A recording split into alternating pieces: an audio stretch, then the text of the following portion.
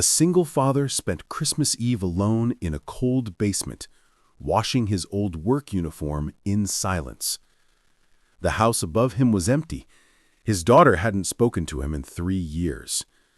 When she appeared at his door that night, running from a broken engagement with nowhere else to go, she would find something in that uniform's pocket. Technical drawings, complex schematics, engineering diagrams her father had carried for 15 years. Those drawings would expose a truth powerful enough to bring a hospital to its knees and force a billionaire CEO to beg for help from the man he'd publicly humiliated hours before. The discovery would answer a question his daughter had been asking her entire life. Why did her brilliant father work as a janitor when he'd once built hospitals in war zones? And the answer, folded in faded paper and tucked in a maintenance uniform pocket, would change everything. Nobody expected what would happen next. Before we continue, if you're drawn to narratives of transformation and human resilience, stories where humble heroes prove that character matters more than power, where injustice is confronted, and where the truth always surfaces, consider subscribing to Becca's Stories. We create tales that restore faith in humanity, one unexpected revelation at a time. Now, back to Christmas Eve. Christmas Eve, 4:37 p.m., Mercy General Hospital. The fluorescent lights in the basement maintenance office buzzed with their usual tired hum. James Mitchell sat at a metal desk that had been denied replacement for the 3rd year running, eating a sandwich he'd packed from home because the hospital cafeteria charged $8 for what amounted to processed meat between stale bread. He was 52 years old. His hair, once dark brown, was now more gray than not. His hands, scarred and calloused, were the hands of a man who'd spent decades fixing things, pipes, heating systems, broken equipment that hospitals somehow expected to function forever without proper maintenance budgets. James Mitchell was the head of maintenance at Mercy General Hospital. It was a grand title for a job that paid $48,000 a year and came with exactly zero respect from the people who walked the floors above him.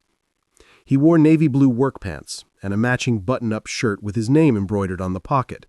James, not Mr. Mitchell, not Sir, just James, as if a first name alone was all a maintenance worker deserved. The hospital was in full Christmas mode.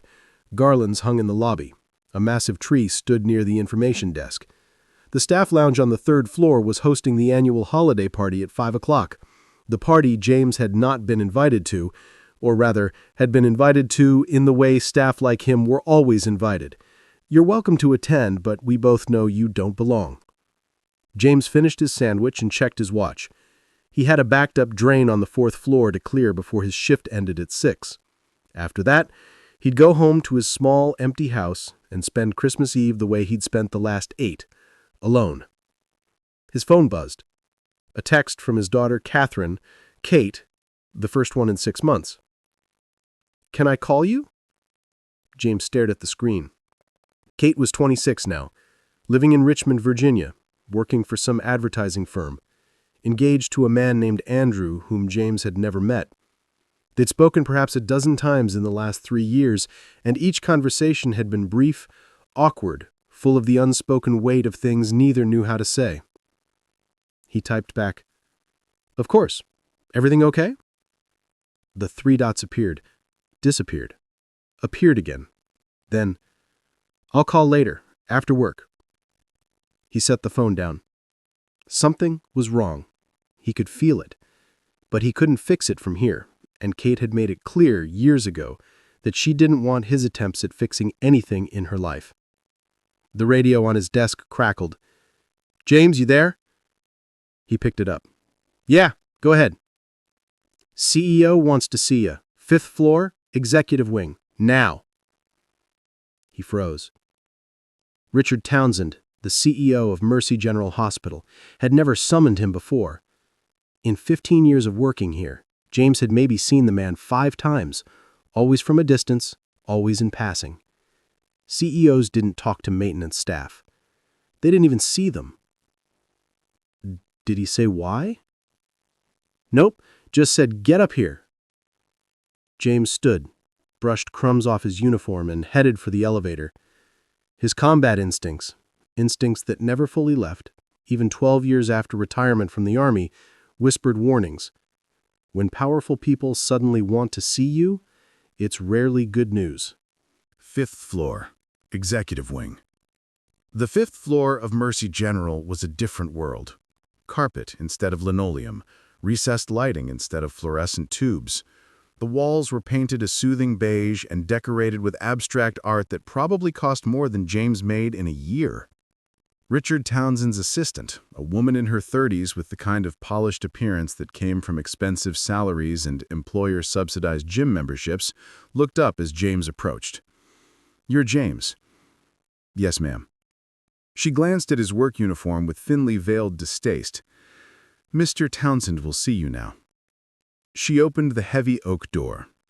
James stepped into an office that was larger than his entire first apartment. Floor-to-ceiling windows overlooked the city. A massive desk sat in the center, polished to a mirror shine. Behind it sat Richard Townsend. He was 61 years old, silver-haired, wearing a suit that probably cost $3,000. He didn't look up when James entered. He was reading something on his tablet, his reading glasses perched on his nose. "Sit," Townsend said. James sat in one of the leather chairs facing the desk. He kept his posture straight, his hands folded in his lap. Old habits. Townsend finally looked up. He studied James for a moment, the way one might study an insect under glass. "You're the maintenance supervisor." "Yes, sir." "I've been reviewing facility reports. Do you know what I found?" James waited. Inefficiency. Townsend set down his tablet. "Excessive spending on repairs. Constant requests for equipment upgrades. Your department's budget has increased 17% over the last 3 years. "Yes, sir. The equipment is aging. The HVAC system is original to the building, 32 years old. The ventilation in the critical care units needs—" "I don't need a lecture on maintenance, James." Townsend's voice was sharp. "What I need is for you to do your job without constantly asking for more money. This hospital operates on thin margins. Every dollar you spend on new pumps and ventilation upgrades is a dollar we can't spend on actual patient care." James felt his jaw tighten. He chose his words carefully. "With respect, sir, proper ventilation is patient care. The ICU air filtration system is operating at 62% efficiency. That's below federal standards. If we had an outbreak of airborne, are you an epidemiologist now, or are you a maintenance worker?" The question hung in the air. It wasn't really a question. It was a reminder of station, of hierarchy, of where James belonged in the order of things. "I'm maintenance, sir." "Good, then maintain. With the budget you have. No more requests for upgrades, no more proposals for system overhauls. You work with what you have. Understood?" "Sir, I have to respectfully disagree." "I didn't ask for your opinion." Townsend's voice went cold. "I gave you an order. If you can't follow it, I can find someone who will." James felt the old anger rising, the kind he'd learned to suppress years ago, the kind that came from watching officers make bad decisions and having to salute anyway because rank mattered more than being right. "Understood, sir." "Good.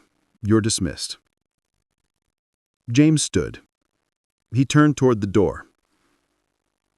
"Oh, and James," Townsend's voice stopped him. "The staff Christmas party starts in 15 minutes. You're not expected to attend. Your presence would make the actual staff uncomfortable. They're trying to celebrate, not be reminded that the maintenance staff exists." James turned back slowly. Townsend was smiling. Not a cruel smile, exactly. Just the smile of a man who believed what he was saying was perfectly reasonable. "Yes, sir." James walked out. 5:15 p.m., basement maintenance office. James sat at his desk, staring at nothing. The anger had faded. It always did. In its place was the familiar resignation, the acceptance that this was his life now. A man with a master's degree in civil engineering from West Point, a man who'd spent 23 years in the Army Corps of Engineers, a man who designed and built field hospitals in Iraq and Afghanistan, hospitals that saved thousands of lives, now took orders from a CEO who thought ventilation systems were optional expenses. His phone buzzed. Kate calling. He picked up. "Hey, sweetheart." "Dad." Her voice was thick with tears. "Can I come see you?" James sat up straight. "What happened? Are you hurt?" "No, I'm fine. Andrew and I broke up. The engagement's off. And I can't stay in the apartment, and I don't want to go to Mom's, because she'll just say she told me so, and Can I please come stay with you? Just for a few days?" "Of course. Katie, of course you can. When are you leaving?" "Now. I'm already in the car. I'll be there by 10. Drive safe. Text me when you stop for gas." "I will." "Dad?" "Yeah?" "Thank you." The call ended. James looked at the clock. He had 4.5 hours until Kate arrived. He needed to clean the guest room, stock the fridge, make sure the house was presentable. He hadn't had anyone visit in 3 years. He stood, grabbed his coat, and headed out. At that moment, walking through the basement corridor toward the exit, he passed a maintenance closet. Through the small window in the door, he could see a stack of boxes, old files from when the hospital had renovated 5 years ago. Among them was a cardboard tube, the kind architects used for blueprints. James stopped. Inside that tube were his original designs for the hospital's ventilation system upgrade. He drafted them 7 years ago, submitted them with a full engineering report, complete with calculations showing how the modifications would improve air quality in critical care units by 43% and reduce the risk of airborne pathogen transmission by 67%. Townsend's predecessor had rejected the proposal. Budget constraints. The hospital was expanding the cancer wing. Ventilation could wait. 7 years later, it was still waiting. James opened the closet, pulled out the tube, and took it home. 9:47 p.m. James's house. The washing machine in the basement hummed its familiar rhythm. James stood watching the dark blue fabric tumble in the soapy water, his work uniform, the one with James embroidered on the pocket. He washed it every Christmas Eve. It was a ritual he couldn't quite explain, even to himself. Something about the date, about closure, about cleaning away another year of invisible work and quiet humiliation. The house was ready. Guest room made up with fresh sheets, fridge stocked with basics, coffee ready to brew. He'd even put up a small tabletop Christmas tree in the living room, the first decoration he'd had in years. Kate would be here in 13 minutes. James checked his phone. No texts. She was probably driving through the last stretch from Virginia, too focused on the road to text. He hoped she was okay. Breakups were hard. He remembered his own divorce, though that had been different. Margaret hadn't left because the relationship failed. She'd left because he failed. Failed to be present, failed to heal from what he'd seen overseas, failed to be the husband and father they both needed. The doorbell rang. James hurried up the basement stairs, through the kitchen, to the front door. He opened it. Kate stood on his porch, her breath visible in the cold December air. She looked exhausted. Her blonde hair was pulled back in a messy ponytail. Her eyes were red and swollen from crying. She wore a long coat and carried a duffel bag that looked hastily packed. "Hi, Dad," she said, her voice small. "Come in, sweetheart. It's freezing out there." She stepped inside. James closed the door behind her, and without thinking, without asking permission, he pulled her into a hug. Kate stiffened for a moment. They hadn't hugged in years. But then she collapsed against him and started crying. Deep, racking sobs that shook her whole body. James held her. He didn't say anything. He just held her while she cried out 3 years of distance and a broken engagement and whatever other pain she'd been carrying. Finally, she pulled back, wiping her face with her sleeve. "I'm sorry," she said. "I didn't mean to." "Don't apologize. You never have to apologize for being human." She smiled weakly. "When did you get so wise?" "I'm not wise. I'm just old." That got a small laugh. Kate looked around the house, seeing it for the first time. "You have a Christmas tree." "I do. Small one. Thought it might be nice." "You never put up decorations when I was a kid." "After you came back." "I know. I should have. I wasn't in a good place. That's not an excuse, but it's the truth." Kate nodded slowly. She looked at him with those eyes that had always been too perceptive, too aware. "You look tired." Long day. Are you hungry? I have sandwich stuff, or I could order pizza." "I'm okay. I stopped at a gas station. I think I just want to sleep, honestly." "Guest room's all yours. Fresh towels in the bathroom." "Thanks, Dad." She picked up her duffel bag and headed down the hall. James heard the door close, heard the bed creak, then silence. He stood in the empty living room looking at the small Christmas tree with its simple white lights and felt the familiar ache of being a father who didn't know how to father anymore. The washing machine beeped from the basement. Cycle complete. James went down to transfer the uniform to the dryer. 10:03 p.m. Basement. He opened the washing machine and pulled out the soaked uniform. As he lifted the shirt, something heavy shifted in the chest pocket. James froze. He'd forgotten to check the pockets. He always checked the pockets. But today had been chaos. Townsend's office, Kate's call, rushing to prepare the house, and he'd thrown the uniform in without thinking. He reached into the chest pocket and pulled out a rolled bundle of papers, now thoroughly soaked and beginning to disintegrate. His heart sank. He unrolled them carefully. The papers were covered in technical drawings, detailed schematics of the hospital's HVAC system, engineering calculations, airflow diagrams, his original ventilation upgrade proposal. He'd been carrying them in his uniform pocket for 7 years, a reminder of work that mattered, of solutions that could save lives, of a version of himself that had been allowed to think. Now they were ruined. The ink was bleeding. The paper was pulp. "Dad?" James spun around.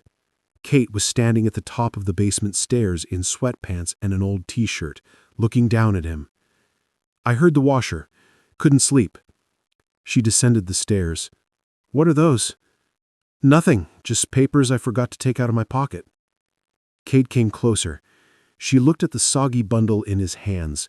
Even with the ink running, the technical nature of the drawings was visible. Precise lines, measurements, mathematical notations.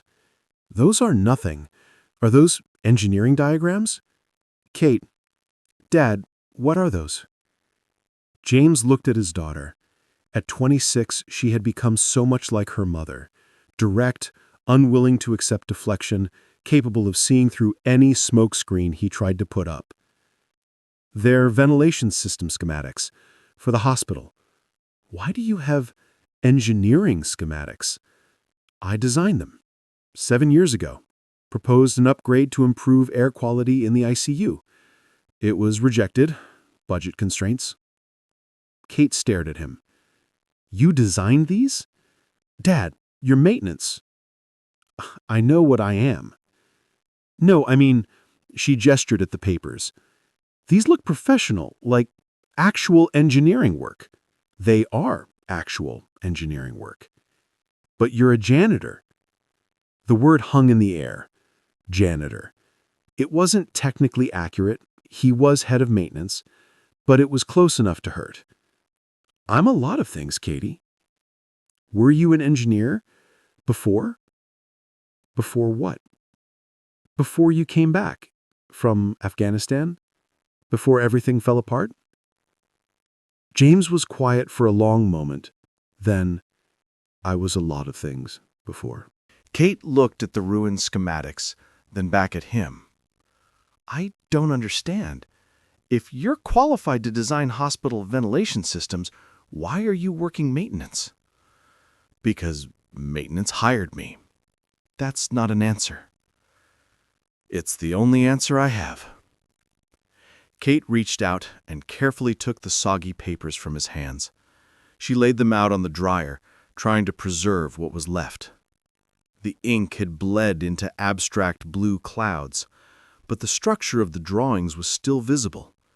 The careful precision of someone who knew exactly what they were doing. "These are really good," she said softly. "Even I can tell they're professional great work." "Thank you." "Why haven't you done anything with them? Submitted them again? Pushed for implementation?" James almost laughed. "Katie, I'm maintenance. Nobody listens to maintenance. We're invisible. We fix toilets and clear drains, and the second we try to speak about anything beyond that, we're reminded of our place." "What do you mean?" He shouldn't tell her. He should deflect, change the subject, protect her from the small humiliations that came with being low on the hierarchy. But he was tired, and she was here, and maybe he just needed someone to know. Today, the CEO called me to his office. Richard Townsend. He told me to stop requesting budget increases, stop proposing upgrades. He said, every dollar spent on ventilation is a dollar not spent on patient care, as if the two aren't connected. Then he told me not to come to the staff Christmas party because my presence would make people uncomfortable. Kate's expression shifted. He said that? That you'd make people uncomfortable? More or less. Dad, that's workplace discrimination. That's creating a hostile environment. That's healthcare, James corrected. There's a hierarchy. Doctors at the top, nurses below them, admin below them, and somewhere at the very bottom, the people who keep the lights on and the pipes working. We're not supposed to have opinions. We're certainly not supposed to design ventilation systems. But you did design one. 7 years ago, before I learned to keep my mouth shut. Kate looked at the schematics again. Her mind was working. He could see it. She'd always been analytical, always trying to solve puzzles. It's what made her good at advertising. It's also what made her dangerous to have around when he was trying to hide things. "Dad, what did you do in the Army?" He'd known this question was coming, eventually. "I was Corps of Engineers." "Doing what?" "Building things. Mostly." "What kind of things?" "Bases, roads, infrastructure, and..." He sighed. "Field hospitals." Kate's eyes widened. "You built hospitals?" "Mobile medical facilities, technically, but yes, hospitals." "In war zones?" "That's generally where the Army needs field hospitals, yes." "So you're not just qualified to design hospital ventilation systems. You actually built entire hospitals, from scratch, in combat zones." "It was a long time ago." "It was your job, your actual job, which you were apparently very good at because..." She gestured at the schematics. These aren't amateur work. Katie. No, let me finish. Her voice was rising now, confusion and anger blending together. You're telling me that you spent 23 years building hospitals for the Army, and now you're working as a janitor, maintenance supervisor, and when you try to use your actual expertise to help the hospital you work for, you get shut down and humiliated? It's more complicated than that. Is it? Because it sounds pretty simple to me. You have skills, the hospital needs those skills, but some CEO who probably couldn't change a light bulb without help has decided that you're not worth listening to because you wear a blue uniform with your name on it. James didn't know what to say. Hearing it laid out like that in his daughter's sharp, clear logic made it sound worse than it was, or maybe exactly as bad as it was. The system is what it is, he said finally. That's what you always say. The system is what it is. You said that about the Army. You said that about the divorce. You say that about everything. But Dad, at some point, doesn't the system need to be wrong instead of you? At that moment, something shifted in James's chest. A crack in the armor he'd built around himself. The acceptance he'd cultivated, the resignation he'd worn like a second skin. Kate was looking at him with those eyes that saw too much, and he realized she didn't see him the way Townsend did. She didn't see him the way he'd learned to see himself. She saw something else. Someone else. He cleared his throat. It's late. You should get some sleep. I'm not tired anymore. Kate, I want to see them, the full drawings. Do you have copies? Why? Because I want to understand what you actually do, what you're actually capable of. Because I've spent most of my life thinking you were just... She stopped. I don't know what I thought, but it wasn't this. James was quiet for a long moment. Then he walked to a storage shelf in the corner of the basement and pulled down the cardboard tube he brought home from the hospital. Here. Kate took it carefully. She pulled out the rolled blueprints and spread them across the dryer, next to the ruined pocket version. These were pristine, detailed, every line perfect, every calculation precise. A full engineering proposal with specifications, cost analysis, implementation timeline, projected outcomes. Kate studied them in silence. James watched her face as she processed what she was seeing. The complexity, the expertise, the undeniable proof that her father was not what he appeared to be. Finally, she looked up. Dad, this is genius-level work.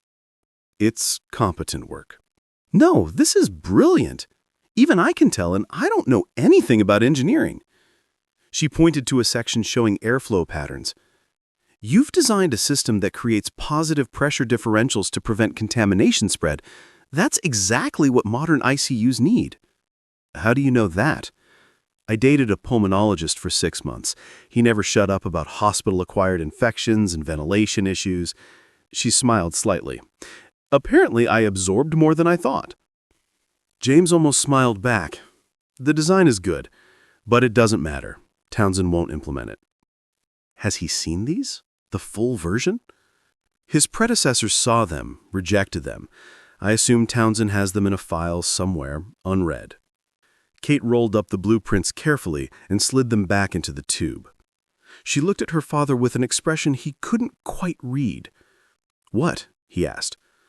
I'm just trying to figure out who you are.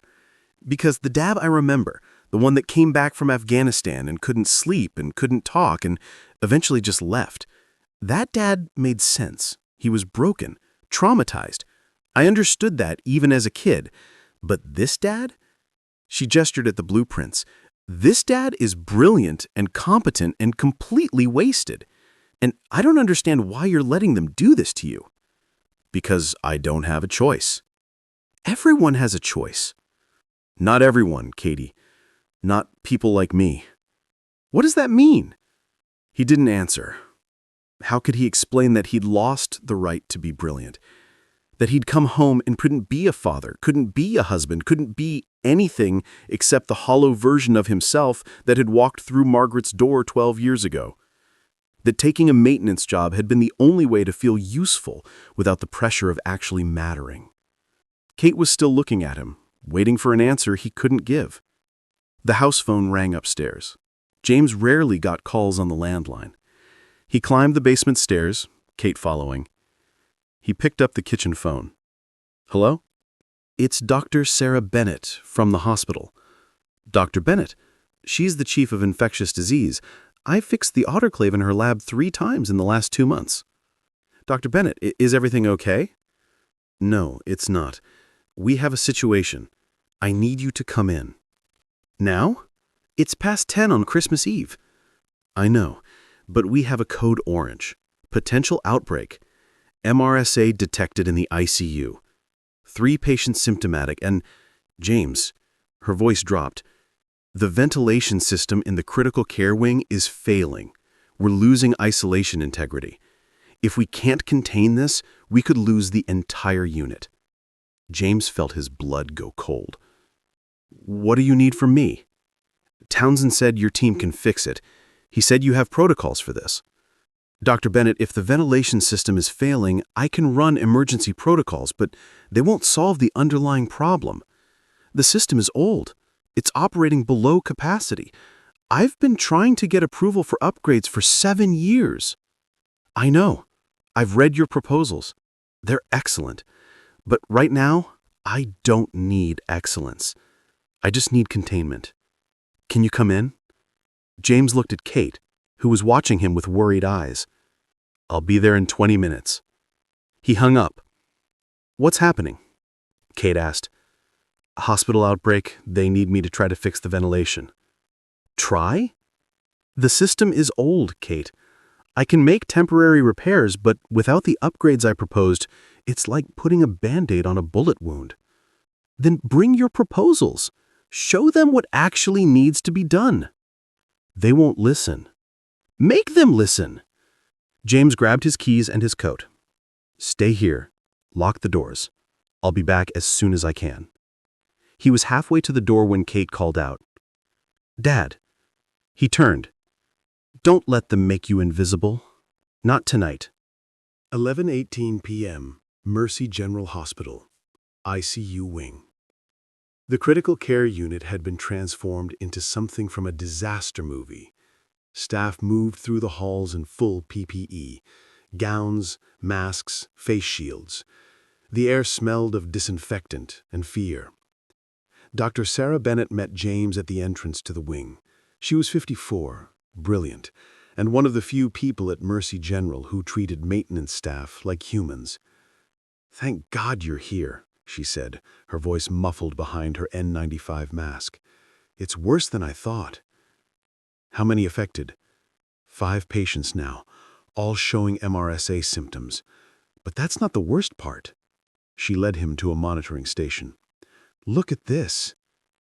The screen showed air pressure readings from the ICU isolation rooms.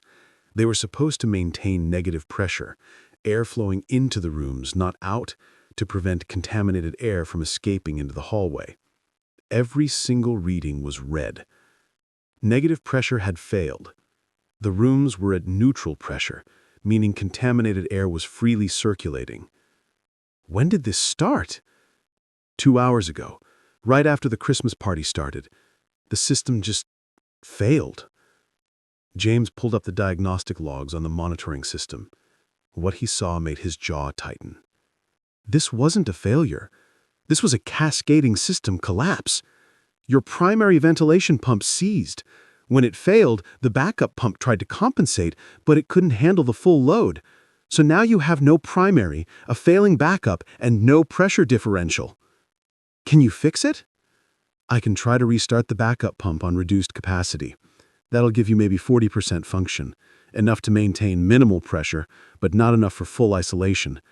That's not enough. I know, but it's all I can do without replacing the entire pump system.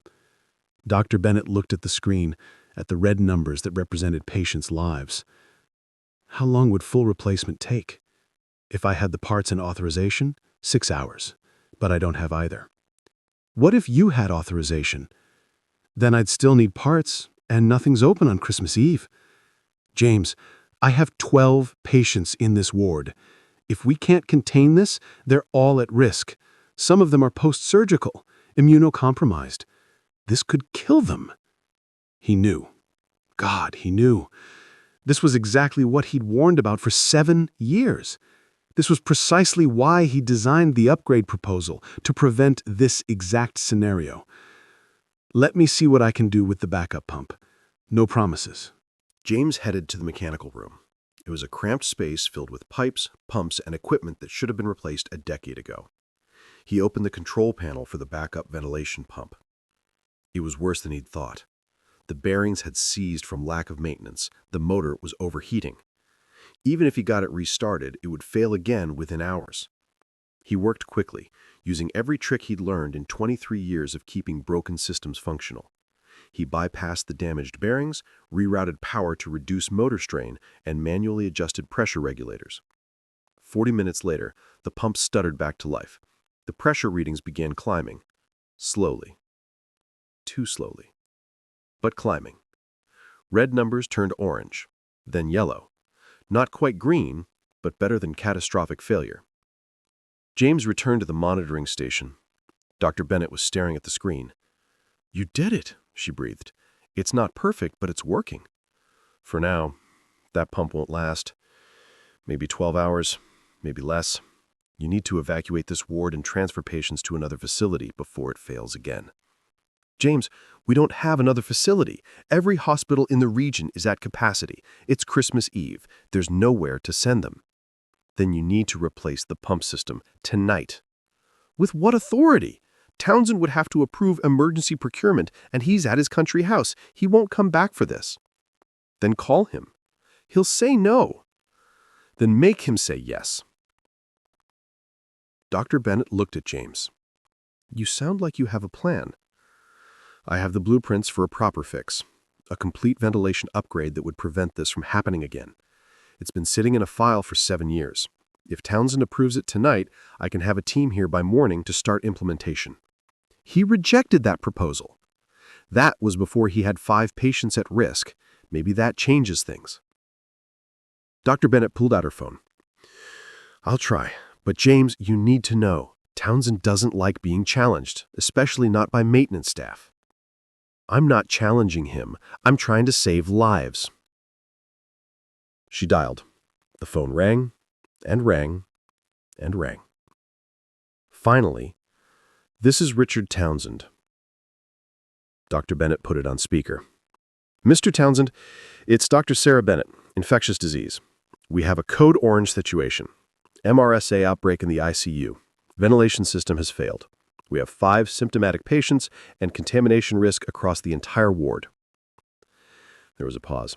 Then, "I was told maintenance was handling it. James Mitchell has temporarily restored minimal function, but the system is failing. We need emergency authorization for a full ventilation system replacement. Tonight." "Tonight? It's Christmas Eve. Nothing's open." "We have patients at risk, sir. If the system fails again, we could lose them." Another pause. Longer this time. "How much would this replacement cost?" "I don't have exact numbers. James would need to—" "James, the maintenance supervisor. You're telling me we're basing emergency medical decisions on the opinion of a janitor?" James felt the familiar flash of anger. He leaned toward the phone. "Sir, with respect, this isn't opinion. It's engineering. The system is failing because it's been neglected for 32 years. I designed a complete upgrade proposal 7 years ago that would have prevented this. It's in your files.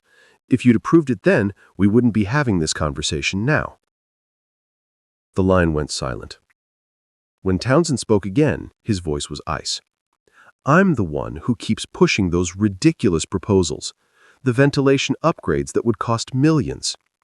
Not millions, 600,000, and it would save lives. I don't take orders from maintenance staff." "Then take orders from reality, sir. Your patients are dying because you've been too cheap to fix your hospital." "James!" Dr. Bennett hissed, grabbing his arm. But it was too late. The words were out. Townsend's voice came back, fury barely controlled. You are fired. Effective immediately. Clear out your office. Don't come back. The line went dead.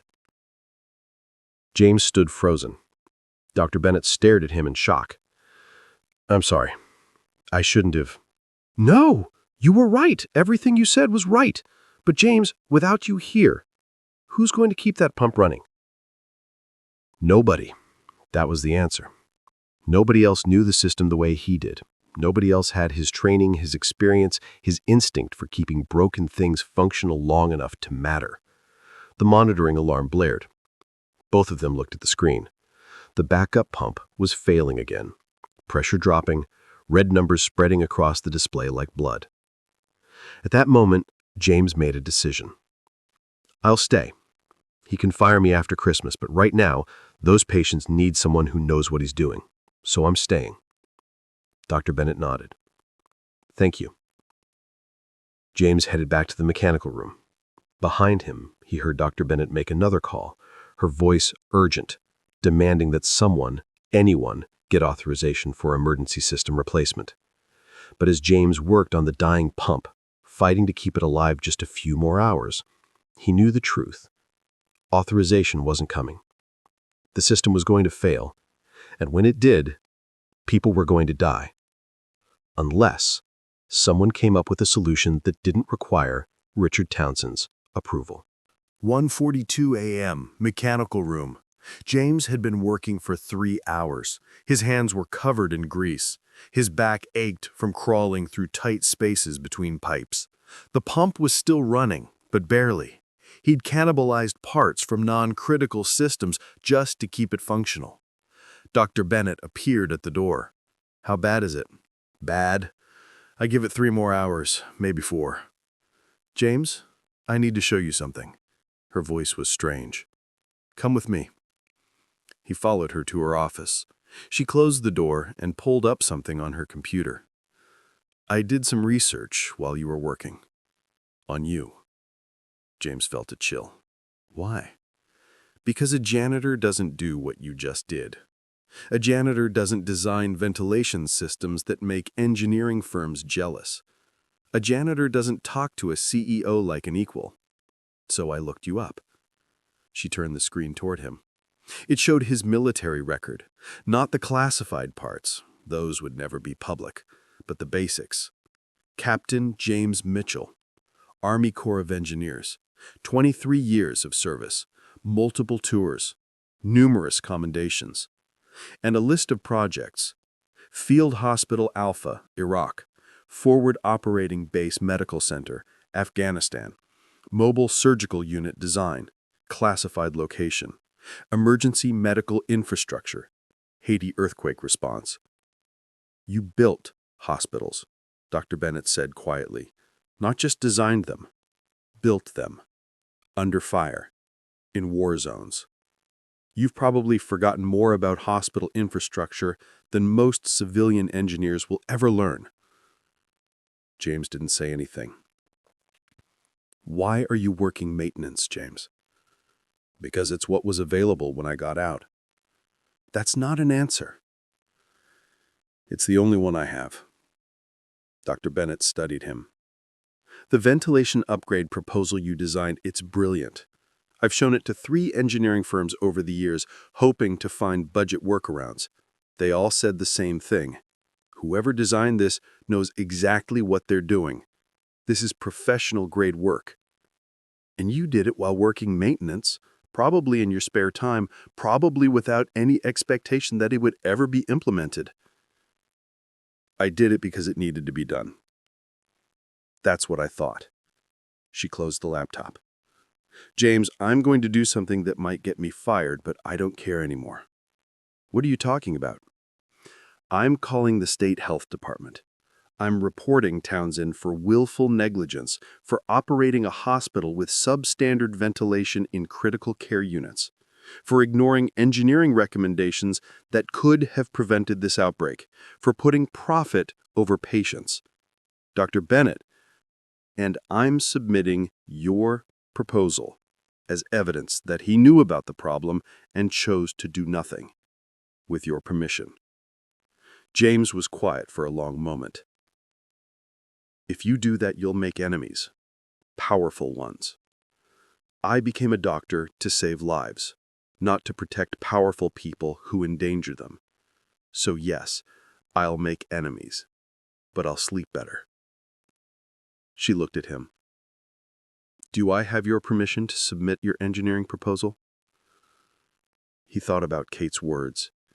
At some point, doesn't the system need to be wrong instead of you? Yes. You have my permission. Dr. Bennett nodded. Good. Now go home. You've been working for 3 hours straight. You're exhausted. I'll call you if anything changes. I should stay. James, you just got fired. You don't work here anymore. The fact that you've stayed this long, working without pay to save patients, is already more than anyone could ask. Go home. Be with your daughter. That's an order. He wanted to argue, but she was right. He was exhausted. And Kate was alone in his house, probably worried sick. Call me if anything changes. I will. James walked out into the hospital into the cold Christmas morning. It was 2:03 a.m. The parking lot was nearly empty. Snow had started falling, light flurries that caught in the streetlights. He sat in his truck and pulled out his phone. 17 missed calls from Kate. 5 voicemails. He listened to the first one. Dad, where are you? Are you okay? Call me. The second. Dad, it's been 2 hours. I'm getting worried. Please call. The third. I'm coming to the hospital. I don't care if you tell me not to. I need to know you're okay. James dialed Kate's number. She picked up on the first ring. Dad, oh my God, where are you? I've been calling for hours. I'm leaving the hospital now. I'm sorry, I couldn't get to my phone while I was working. Are you home? No, I'm here, at the hospital. I'm in the lobby. I couldn't just sit at your house not knowing if you were okay. Stay there, I'll come get you. He found her in the main lobby, sitting on one of the hard plastic chairs, still in her sweatpants and t-shirt, her coat pulled tight around her. She looked small and scared, and exactly like the little girl who used to wait for him at airports. Kate. She jumped up and hugged him. Don't ever do that again. Don't just disappear for 4 hours while there's some medical emergency and not tell me you're okay. I'm sorry, it was complicated. I don't care how complicated it was. You could have texted. You're right. I should have. She pulled back and looked at him. Really looked at him. You're covered in grease. What were you doing? Trying to keep a ventilation pump alive enough to not kill anyone. Did it work? For now. They walked out to his truck. Kate climbed in the passenger seat. Are we going home? James started the engine. Yeah, there's nothing else I can do tonight. They drove in silence for a few minutes. Then Kate said, I called the hospital while I was waiting, asked about the situation in the ICU. They said a maintenance supervisor has been working for hours to keep the ventilation system running. They said he probably saved 5 people's lives tonight. It wasn't just me. Dr. Bennett, Dad, let me finish.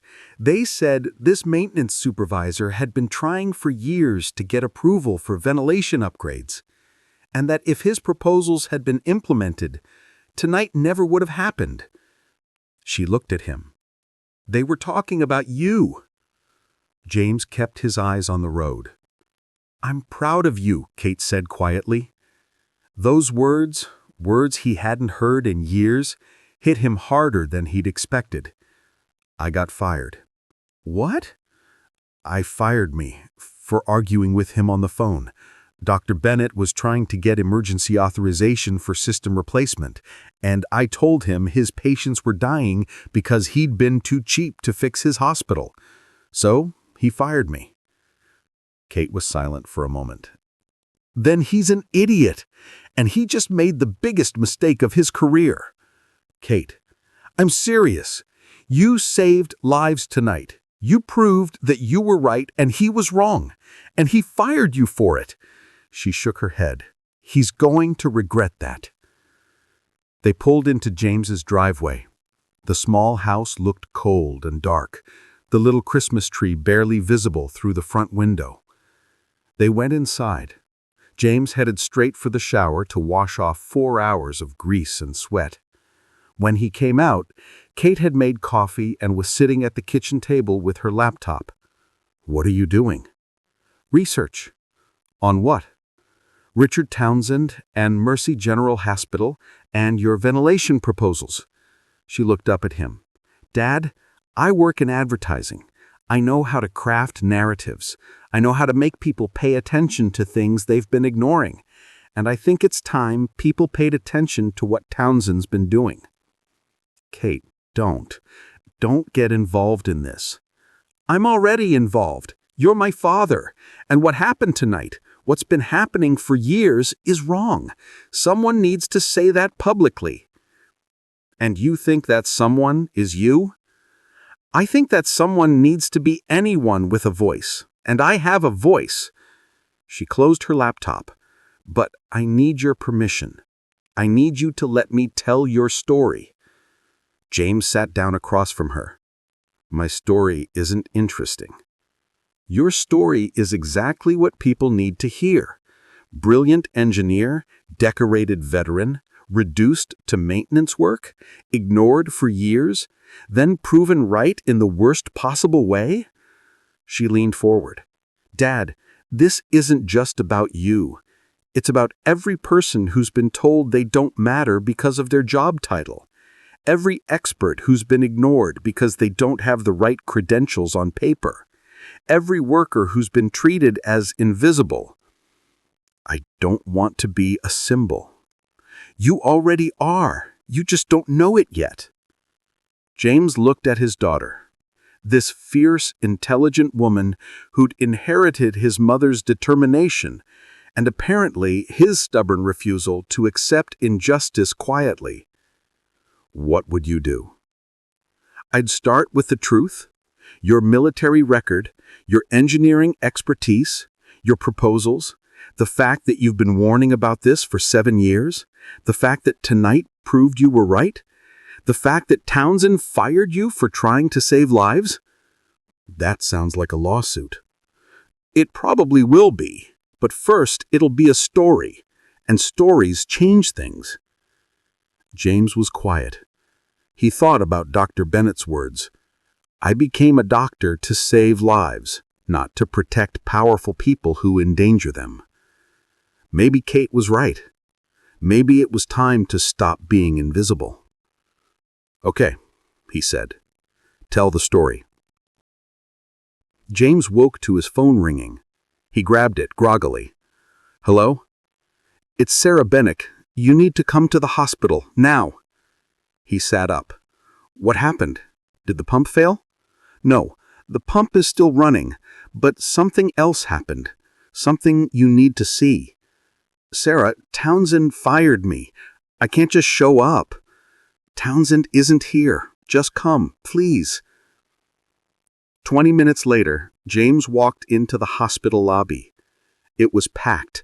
News vans in the parking lot, reporters setting up cameras, hospital security trying to maintain order. Dr. Bennett met him at the entrance. "This is insane." "What's going on?" "Your daughter. That's what's going on." She pulled him into her office and showed him her computer screen. It was a blog post published at 4 a.m. titled, "The Veteran Engineer They Tried to Silence: How One Hospital CEO's Arrogance Put Lives at Risk." James read the opening paragraph.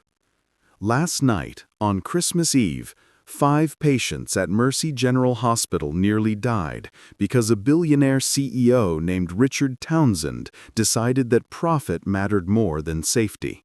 For 7 years, a former Army Corps of Engineers officer tried to warn him. Last night, that engineer, working as a maintenance supervisor because no one would hire a veteran with PTSD for his actual expertise, spent 4 hours saving lives with his bare hands. Then he was fired for speaking the truth.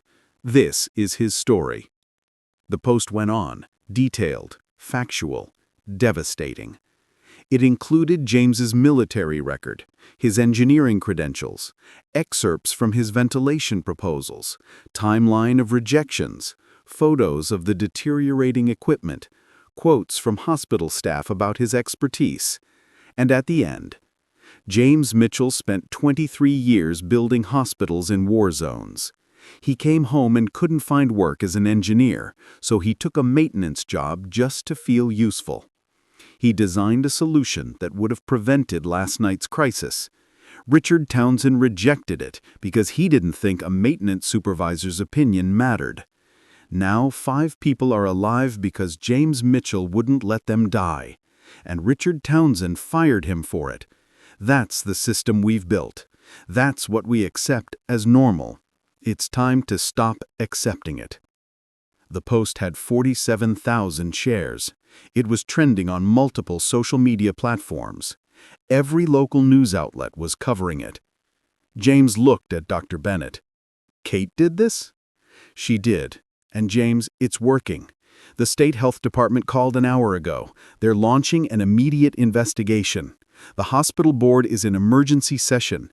Townsend's phone has been ringing non-stop." "Is he here?" "He's on his way. And James," she paused, "he's in trouble. Real trouble. This isn't just bad PR. This is potential criminal negligence. If those patients had died, he could be facing charges." James sat down heavily. "I didn't want this. I just wanted to do my job." "I know. But sometimes doing your job means standing up when the system is wrong, and that's what you did." A knock on the door. A young man in a suit stuck his head in. "Dr. Bennett, the board wants to see you, and Mr. Mitchell, immediately." Hospital boardroom, 8:15 a.m. The boardroom was on the 5th floor, down the hall from Townsend's office. It was a large room with a long polished table and leather chairs.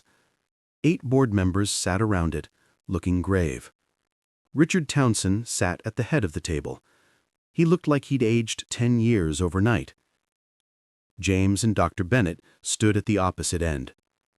The board chairman, a man in his 70s named William Bradford, spoke first. "Mr. Mitchell, thank you for coming. I understand you had a difficult night." "Yes, sir." "We've been reviewing the situation, your engineering proposals, the equipment failure, the outbreak, and—" he glanced at his tablet, "the blog post that's currently being read by half the country." "I didn't authorize that post, sir.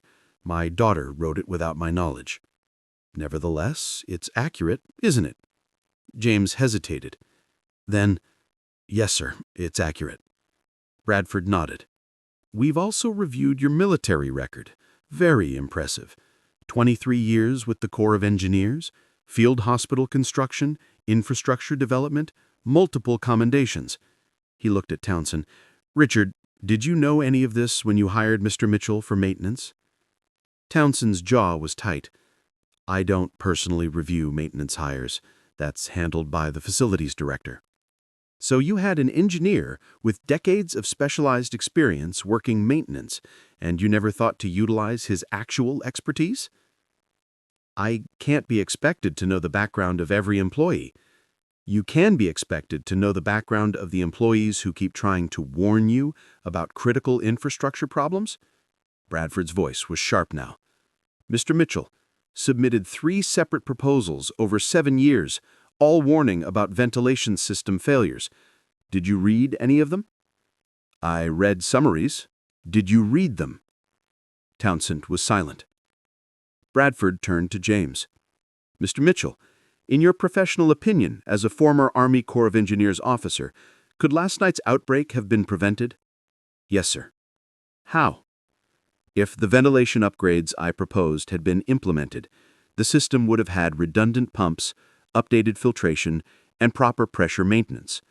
The primary pump failure wouldn't have compromised the entire ward. And you submitted these proposals 7 years ago? The first one, yes, sir. I updated and resubmitted twice, in 2019 and 2022. At what cost? $600,000 for full implementation. Bradford looked at Townsend. Richard, our annual budget is $340 million. You couldn't find $600,000 to prevent what happened last night? We have limited resources. You have a $12 million executive compensation package. I'd say resources aren't the issue. Priorities are. The room went silent. Bradford stood. Mr. Mitchell, on behalf of this board, I apologize. You were right. You tried to warn us. You were ignored, dismissed, and ultimately fired for being correct. That's unacceptable. Thank you, sir. We'd like to offer you a position. Director of Facilities Engineering. Salary $145,000. Full benefits. Your job would be to oversee all infrastructure projects, with direct authority to implement safety improvements, starting with your ventilation proposal. James felt the world tilt. Sir, I don't know what to say. Say yes, and help us fix what we should have fixed years ago. James looked at Dr. Bennett, who was smiling, then at Townsend, who was staring at the table. I accept. Thank you. Bradford nodded. Good. Richard, we'll discuss your future separately, but I think it's clear that changes need to be made at the leadership level as well. Townsend stood abruptly and walked out. Bradford watched him go, then turned back to James. He'll resign by Monday. The board has already decided. What happened last night was the final straw in a long pattern of poor judgment. I didn't mean to cost him his job. You didn't. He cost himself his job. You just finally forced us to see it. The meeting ended. James walked out in a daze. Dr. Bennett grabbed his arm in the hallway. Congratulations, Director Mitchell. I can't believe that just happened. Believe it. And James, thank you. For last night. For staying when you didn't have to. For caring when it would have been easier not to. I couldn't let those patients die. I know. That's exactly why you're the right person for this job. James's phone buzzed. A text from Kate. Dad, are you at the hospital? The news is saying crazy things. Call me. He called her. Dad, oh my God, I just saw they're saying you got hired as Director of Engineering. Is that true? It's true. And Townsend's being forced out? Looks that way. Kate was quiet for a moment. Then, I'm sorry about the blog post. I know you didn't want that kind of attention. It's okay, Katie. Really? Really. You did what you thought was right. You stood up for someone who couldn't stand up for himself. That takes courage. I learned it from you. Those words hit him square in the chest. I'm coming home. We'll have Christmas breakfast. Late, but still. I'll make pancakes, the terrible kind from the box. Those are the best kind. Noon. James's house. They sat at his small kitchen table, eating boxed pancakes and drinking coffee while snow fell outside the window. Kate scrolled through her phone. The story's everywhere now. National news. People are calling you a hero. I'm not a hero. I'm just a guy who knows how ventilation systems work. Dad, you saved 5 people's lives. I did my job. No, you did everyone else's job. You did the job Townsend should have been doing, the job the engineers should have been doing. You did it because you're the only one who actually cared enough to see it through. James set down his coffee. Katie, can I ask you something? Of course. Why did you come here? Last night. The real reason. She was quiet for a moment. Andrew proposed 6 months ago. I said yes, but I knew it was wrong. I knew I didn't love him enough. But I said yes anyway because I thought that's what I was supposed to do. Get married, settle down, have the life everyone expects. What changed? Yesterday, he was talking about the wedding, about his parents coming, about the venue and the flowers and all these plans. And I realized I was marrying him because I was too scared to be alone, because I thought being alone meant I'd failed. She looked at him. Then I thought about you, living in this house by yourself for 8 years, working a job where people treat you like you're invisible. And I realized you're not alone because you failed. You're alone because you're strong enough to be okay with it. You don't need anyone to validate you. You just do what's right, even when no one's watching. Kate. She broke up with Andrew because I wanted to be more like you. Strong enough to be alone. Strong enough to do the right thing even when it's hard. And when I left, I didn't know where to go, but I knew I needed to see you, to remember what strength actually looks like. James felt his throat tighten. You're stronger than I ever was. I'm trying to be. They sat in silence for a moment. Then Kate said, What are you going to do now, as Director of Facilities Engineering? Fix the hospital, implement the upgrades, make sure last night never happens again. And after that? I don't know. Keep fixing things, I guess. It's what I'm good at. Dad, you're good at a lot more than fixing things. You're good at seeing problems no one else sees. You're good at solving them even when people tell you it's impossible. You're good at doing the right thing even when it costs you everything. She smiled. That's not just engineering, that's leadership. I'm not a leader anymore.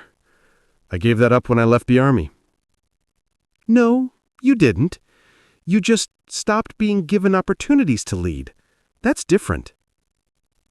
At that moment, James realized his daughter had become someone he barely recognized. Someone fierce and certain and absolutely right. His phone rang. Unknown number. Hello? This is William Bradford from the hospital board. I hope I'm not interrupting your Christmas. Not at all, sir. I wanted to discuss your start date. We're hoping you can begin Monday. We have a lot of work ahead, and frankly, we need your expertise immediately. Monday works. Excellent. One more thing. The ventilation crisis last night highlighted a larger issue. We've been operating with deferred maintenance across the entire facility.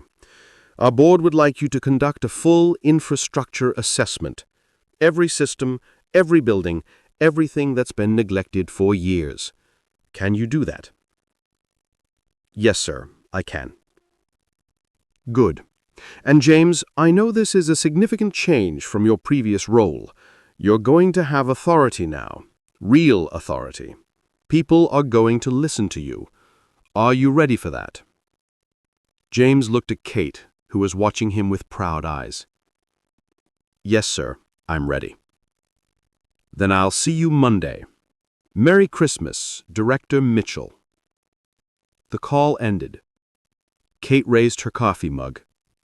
To Director Mitchell, the man who refused to be invisible. James clinked his mug against hers. To Katie Mitchell, the woman who made them see. They drank their coffee and ate their terrible boxed pancakes. And outside, the snow kept falling on a Christmas morning that had turned out better than either of them expected. 2 weeks later, Mercy General Hospital.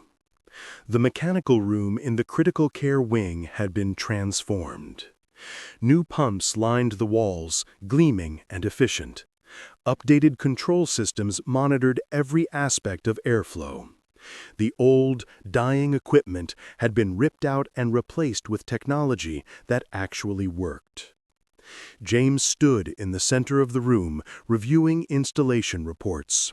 His team, 6 engineers he'd personally hired, all of them veterans with infrastructure experience, worked around him with the kind of precision that came from military training. Dr. Bennett appeared at the door.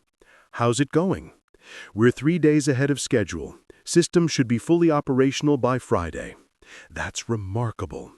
That's what happens when you actually fund projects properly." He smiled. "Turns out $600,000 buys a lot of reliable equipment. And costs a lot less than the lawsuits we would have faced if you hadn't kept that pump alive on Christmas Eve." James set down his clipboard. "How are the patients?" "All recovered. No lasting effects from the outbreak. Thanks to you." "Thanks to the nurses and doctors who treated them. I just fixed pipes." "You fixed a lot more than pipes, James." She gestured at the new equipment. "You fixed a system that was broken at every level, and you're just getting started." She was right. In the 2 weeks since his promotion, James had done what he'd been trained to do: assess, prioritize, execute. He'd identified 47 critical infrastructure issues across the hospital.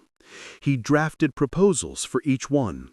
He'd presented them to the board with cost-benefit analyses and implementation timelines. And for the first time in his civilian career, people had listened.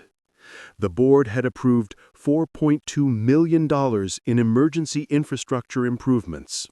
James was overseeing all of it: HVAC, electrical, plumbing, structural, everything that had been deferred for decades. "Have you heard from Townsend?" James asked. He resigned, officially, took a settlement and left quietly. The board hired someone new, Dr. Patricia Hayes. She starts next month. She's an MD with a background in hospital administration, very focused on patient safety and operational excellence. Sounds like an improvement. She specifically asked to meet you, said your engineering proposals were some of the best work she'd seen. James felt a strange warmth in his chest, the feeling of being valued, of having expertise recognized, of mattering. His radio crackled. "James, it's Martinez. We've got the last pump installed, ready for your inspection." "On my way." He walked through the hospital corridors with Dr. Bennett. Staff nodded as he passed. Some smiled. A few stopped to thank him for his work on Christmas Eve. He wasn't invisible anymore. They reached the ICU. The new ventilation system hummed with quiet efficiency. The monitoring screens showed perfect numbers: negative pressure maintained, air quality optimal, contamination risk at 0. Dr. Bennett stood beside him, watching the screens.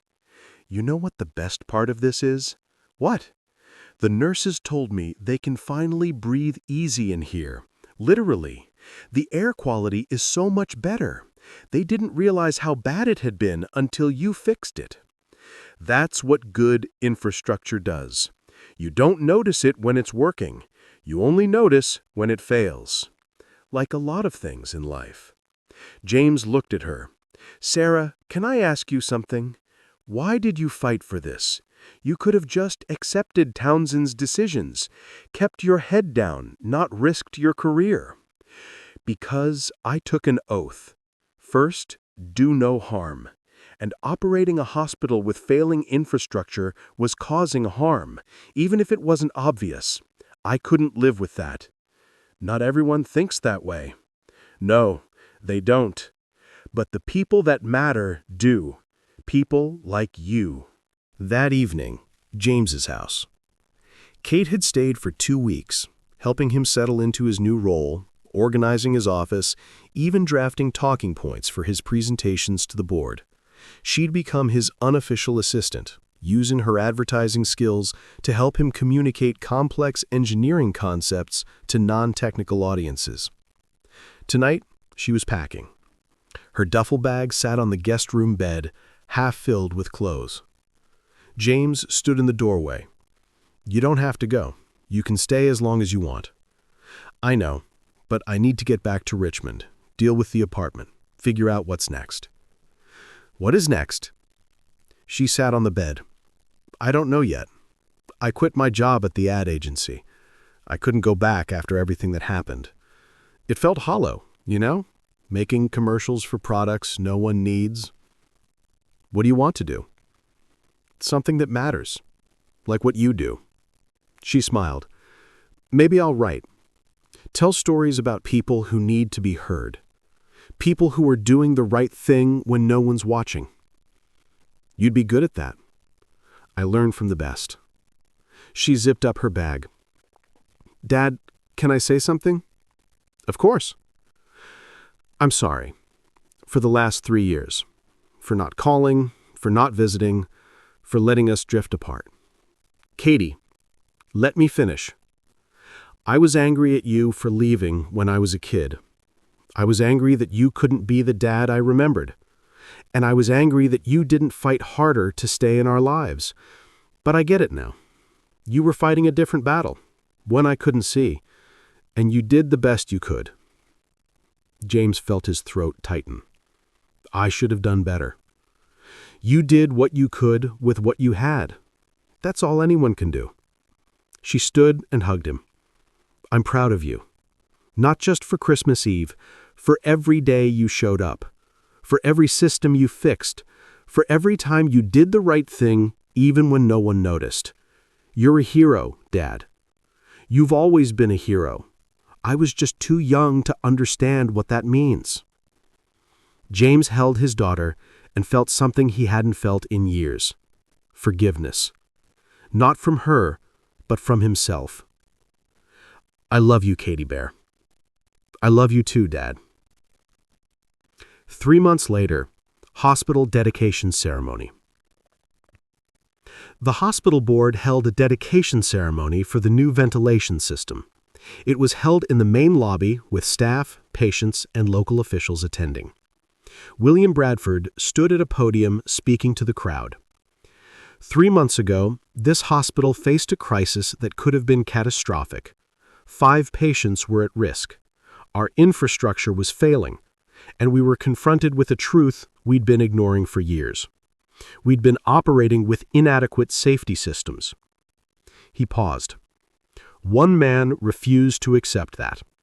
James Mitchell, our director of facilities engineering, worked through the night on Christmas Eve to keep those patients alive.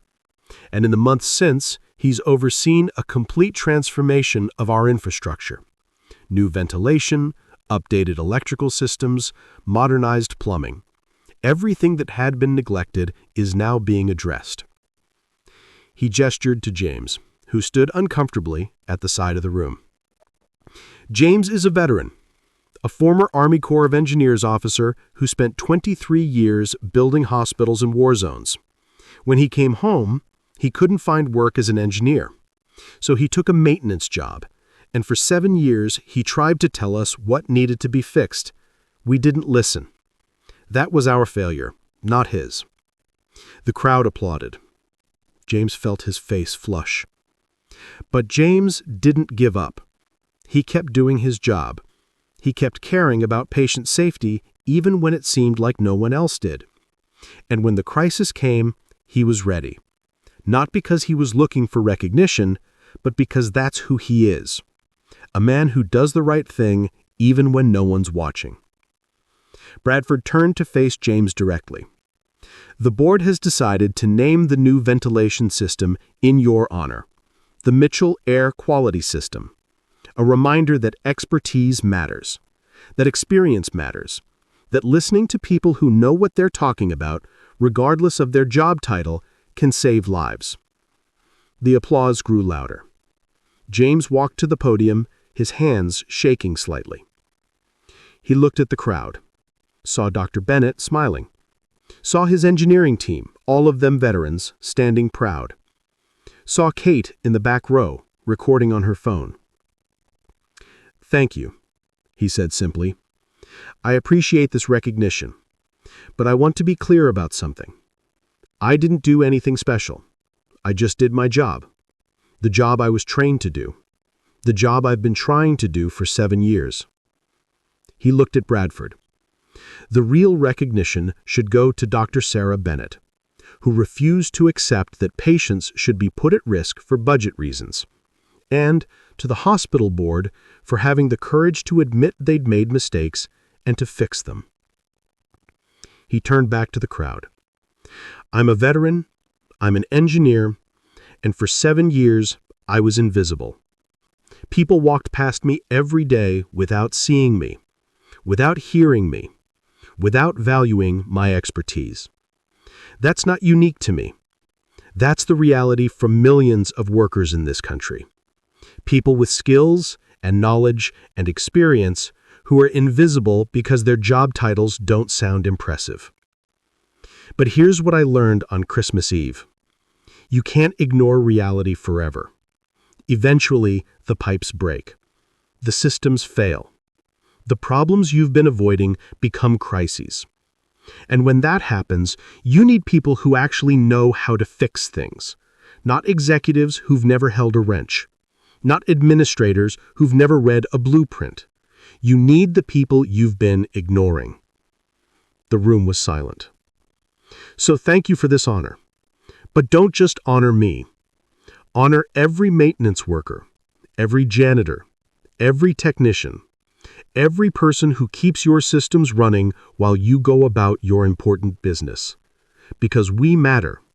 Our work matters. Our expertise matters. And maybe, just maybe, it's time we started acting like it. The applause was thunderous. James stepped back from the podium, his heart pounding.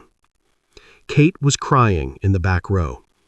Dr. Bennett was applauding with tears streaming down her face. His engineering team was whistling and cheering. He'd spent 7 years being invisible. Now, suddenly, he was seen.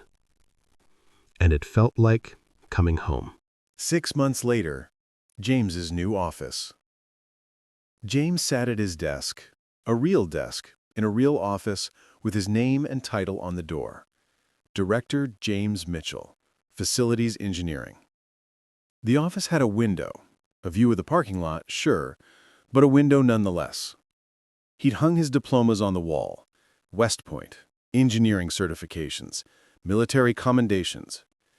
The uniform pocket version of his ventilation proposal, now framed, hung beside them, a reminder of where he'd started.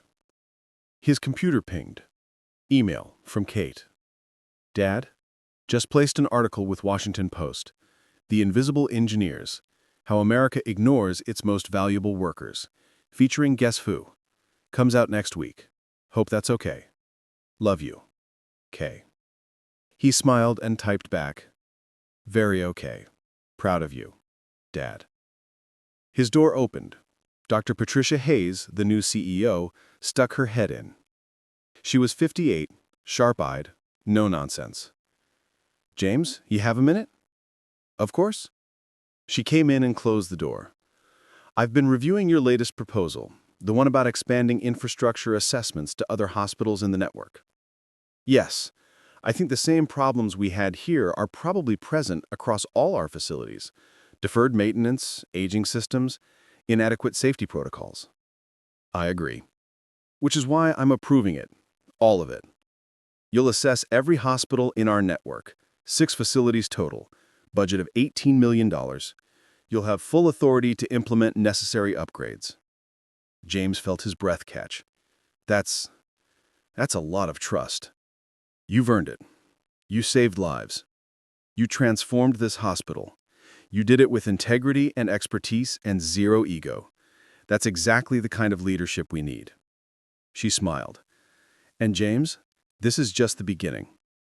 I'm recommending to the board that we create a new position, Chief Infrastructure Officer, overseeing all facilities engineering across the entire hospital system. I'd like you to take it. Salary, $210,000. You'd be reporting directly to me. I don't know what to say. Say yes, and keep doing what you've been doing. Keep seeing the problems everyone else ignores. Keep fixing them. Keep refusing to be invisible. She left. James sat at his desk, looking at his framed diplomas, and felt something he hadn't felt in a long time. Purpose. Not just the purpose of fixing things, the purpose of mattering, of being valued, of using his skills and experience to actually make a difference. His phone rang. Kate. "Did you get my email?" "I did. I'm honored and terrified." She laughed. "Get used to it. You're kind of famous now. The veteran engineer who refused to be silent. It's a good story." "It's your story. You're the one who told it." "I just wrote it down. You lived it." "We lived it. Together. That night changed both of us." "Yeah, it did." She paused. "Dad, I'm moving. Back to North Carolina. I got a job with a nonprofit. They advocate for veterans' rights and workforce equity. I start next month." "Katie, that's wonderful." "I want to be closer. Not in your house, I'll get my own apartment, but close enough to have Sunday dinners. Close enough to be your daughter again, not just someone you talk to on the phone twice a year." James felt tears forming. I'd like that very much." "Good, because I've spent too many years being angry about what we lost. I want to appreciate what we have." They talked for a few more minutes, making plans, rebuilding connection, piece by piece. After the call ended, James stood and walked to his window. The parking lot below was full of cars, people coming and going, doctors, nurses, staff, visitors, all of them moving through a building that was safer now, because one man had refused to accept that broken systems were acceptable. He thought about Christmas Eve, about the uniform pocket, about the wet and ruined blueprints that had started everything. He thought about Kate showing up at his door with nowhere else to go. He thought about the moment he decided to stay at the hospital, working unpaid, just to keep patients alive. He thought about Dr. Bennett filing her report, Kate writing her blog post, Broadford forcing change. And he realized change doesn't happen because systems suddenly decide to be better. Change happens because individuals refuse to accept injustice, even when it costs them everything. He'd spent 7 years being invisible. Now he was seen. Not because he'd changed, but because he'd finally refused to accept invisibility as his fate. At that moment, his desk phone rang. Hospital operator. "Mr. Mitchell, there's a reporter here to see you. From 60 Minutes. They want to do a story about the hospital transformation. Should I send them up?" James smiled. "Yes, send them up." He straightened his tie, looked at his framed diplomas one more time, and prepared to tell the story of a man who'd been invisible for 7 years and finally forced the world to see. Not because he was special, but because he'd refused to stop being who he was. An engineer, a veteran, a father. A man who did the right thing even when no one was watching. And in the end, that mattered more than any title, any salary, any recognition. It mattered because it was true. A single father spent Christmas Eve alone, washing his work uniform in a cold basement. When his estranged daughter found technical drawings in that uniform's pocket, drawings he'd carried for 7 years, drawings that could have prevented a hospital crisis, she uncovered a truth that would expose a billionaire CEO's negligence and prove that her father was never just a janitor. He was an engineer, a veteran, a man with expertise the world chose to ignore because his job title didn't sound important enough. For 7 years, he tried to warn them. For 7 years, he was invisible. But on Christmas Eve, when the system failed and lives hung in the balance, he refused to stay silent. He worked through the night. He saved 5 patients. He got fired for speaking truth to power. And then his daughter refused to let him be invisible anymore. This story reminds us that expertise doesn't come from titles. It comes from experience, training, and the courage to keep doing the right thing even when no one's watching. It reminds us that the people we ignore, maintenance workers, janitors, technicians, might be the most qualified people in the room. We just haven't bothered to ask. I'd love to know, have you ever been underestimated because of your job title? Or have you witnessed someone's expertise being ignored because they didn't fit the expected image? Share your story in the comments. These conversations matter, and they often inspire the narratives we create. Subscribe to Becca's Stories for heartwarming narratives that inspire, move, and remind us that one act of compassion can create ripples that change the world. If this story moved you, share it with someone who needs to be reminded that their work matters, their expertise counts, and they deserve to be seen. Thank you for spending this time with us. Until the next story.